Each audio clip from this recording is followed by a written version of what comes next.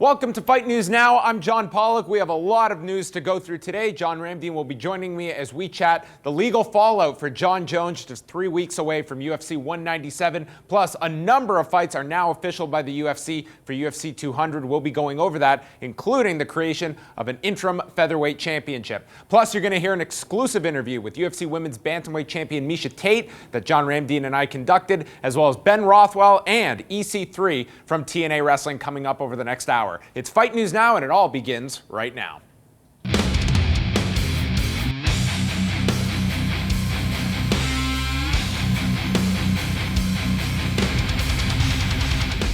Once again, here with John Ramdeen, we have a lot of news to discuss. We're going to start off with UFC 200 because a number of the fights had already been reported through Ariel Helwani, and now they're being officially announced by the UFC. Main event will feature Nate Diaz and Conor McGregor at 170 pounds, so can't say any kind of surprise there. Were you surprised the fact that we are going to get Frankie Edgar, Jose Aldo for an interim featherweight championship on the same night that the actual featherweight champion will be fighting? Yeah, that's very, very bizarre. I think they should just do the right thing. The UFC should just say the title between Frankie Edgar and Jose Aldo is for the undisputed 145-pound championship. Because who knows what happens if Conor McGregor defeats Nathan Diaz at 170 pounds. I have a feeling that they will have another fight at probably at 170 pounds, which means that Conor won't be able to defend his 145-pound championship. Rafael dos Anjos, he's pissed off because I thought this guy was going to be fighting me for the 155-pound title. Clearly, people understand that Conor is the big money fight. It doesn't matter what division, 45, 55, 70. I wouldn't be surprised if he decided to go up to 185 pounds. But it makes sense from a casual fan standpoint. They're kind of following the boxing model in the sense that have these rematches as quickly as possible when it's fresh for people. I think people are going to be excited, and I think this is a huge main event. Are you in favor of the McGregor-Diaz rematch? Because we talked about it when it was first reported that you line up these different options they have. I mean, that rematch is going to do incredible business, and on top of that, with just the UFC 200 platform, that alone is going to elevate, I think, significant interest in this card. Yeah, I have to agree. I think when, we remember that what the fight was supposed to be was supposed to be a 155-pound title fight. Rafael dos Anjos is out. Nathan Diaz takes this fight on short notice. People are like, well, how is this fight going to do? Is it going to create a lot of interest? All you have to do is look at the highlights, the post-fight speech of Nathan Diaz. People were interested. This was a great card. Why not do it again? I think the interest is already there. Nathan Diaz in the past has said, I was kicking it on a yacht with Gil Melendez, having some sodas. With a full training camp, there's no way that Conor McGregor is going to defeat me or even touch me. Conor, apparently Dana White says he's been obsessed with this fight at 170 pounds with Why Nathan do you think Diaz. that is, at 170 pounds? Again, I think that he looked good. I think if you're objective about it and you go back and look at that first round, Conor McGregor had a lot of success. He just wasn't able to manage his body. He'd never been in a live fight situation at 170 pounds, and he just didn't know how to deal with it. I would expect, because of the nature of his mental focus, that's what he's been working on since that loss to Nathan Diaz. Try to have real-life scenarios where you're able to be as fresh as you possibly can be at a weight class you're not used to fighting in.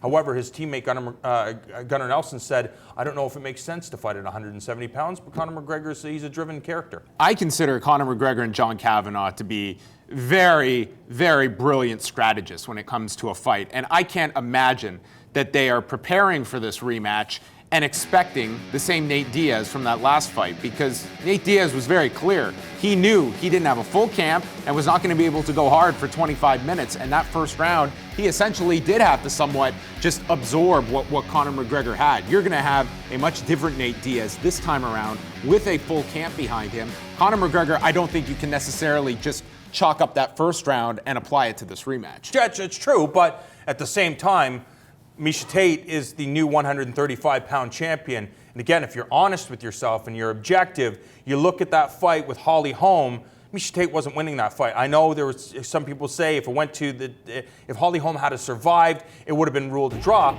But the fact is that she won the majority of every single exchange in there. Yes, it was Miesha Tate constantly looking for takedowns, but I think that Holly Holm did a better job throughout the body of the fight and did more damage. just like the fight with Conor McGregor and Nate Diaz, in the sense that Conor, I think he was scoring very well. If everything had went according to plan, if the second round went the same as the first round, and again, it's MMA. People say, well, that's what happens all the time. It could be somebody's dominating for 4 rounds, they get caught in the 5th. Yes, it's very, very true. But I think you have to be objective in the way that Conor performed in that round 1 shows you what he's capable of at 170 pounds. What do you think the Google searches were today for Enrique Marin, who was the finalist for Tough Latin America Season 2, lost a split decision in the finals of the welterweight tournament? He will draw Sage Northcutt, as GQ broke the news on that one. I would expect this is going to probably be very low on the card, probably on Fight Pass. But this is, I mean, for a card that is just name after name that they are throwing on here, I don't know if Enrique Marin necessarily qualifies for, I would say most UFC fans are very familiar with. Yeah, but to be fair, it's just like... And I'm not saying he cannot win this fight, by the way. I'm just saying pure on a name value standpoint, but it's not one that jumps off the page. Yes, but it's the same as CM Punk and his opponent. It's the same with Ronda Rousey. Very different, though, between Enrique Marin and what he's bringing versus Phil Brooks. Yes. No. I'm saying Phil Brooks, CM Punk's opponent. It doesn't matter who the opponent was. It's just like when Ronda was at the top of the mountain.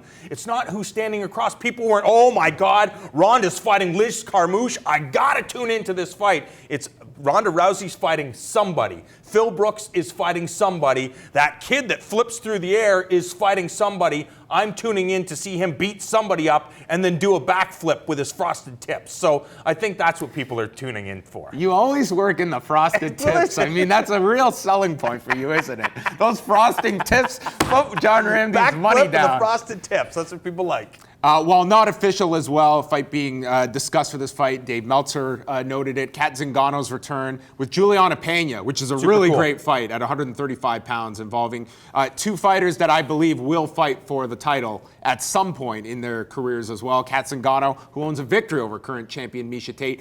Do you like this fight? I do. I think, when we were talking to Miesha Tate, I'll go back to Ronda Rousey. When it was the Ronda Rousey show, I didn't think it was very good for the sport, and I didn't think it was great for the women's division for everybody to be fixated on one individual. And when you know that the talent pool is actually very, very deep, Ronda losing her title and then Holly losing her title, I think this is huge for women at 135 pounds. You add Pena, you add Kat Zingano, who's returning to mixed martial arts, and as you mentioned, she has a stoppage victory over the current champion. I think that's what you need to get people interested, that it's like, oh, I don't know who this girl is. It's not Ronda Rousey, so I'm not going to tune in. You need a deep pool of talent so people can tune in. And right now, all the women at 135 pounds are looking damn good. And we wrap up on John Jones with the latest. He was in court on Thursday morning. He is now out of custody. He's fighting. And yes, the UFC put out a statement. He is still in this fight with Daniel Cormier, but he has been instructed he's going to have to take driving classes, anger management classes, and being given community service. So not exactly, well, it is to a degree, a slap on the wrist here, but was warned by the judge, if we see you in front of this court again for a similar issue, it is not going to be such an enjoyable experience. And this guy was in custody since Tuesday. It's 3 weeks out from the fight. And I don't know how much more we can say other than the fight is still on, and I don't know how you avoid this for the media during fight week. This is going to be a massive angle to that story. Yeah, of course it is. But what we have to do is we have to fast forward to the night of the fight. We have to think about, will John Jones, with all these distractions, are the distractions, is he bothered by any of this at all? Will he have the type of performance that we think that John Jones is going to have, upon his return to the Ultimate Fighting Championship? He believes that title is his.